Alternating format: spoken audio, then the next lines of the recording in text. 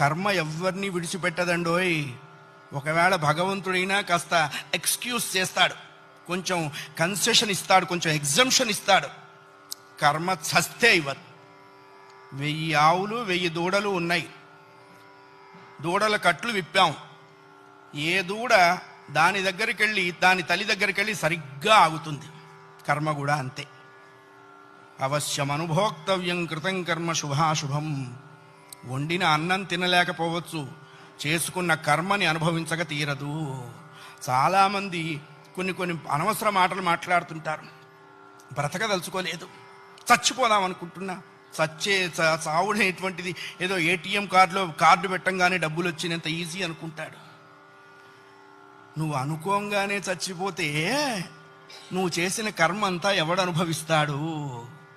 కర్మానుభవం అనుభవించడం కోసమైనా అది నిన్ను బ్రతికిస్తుంది.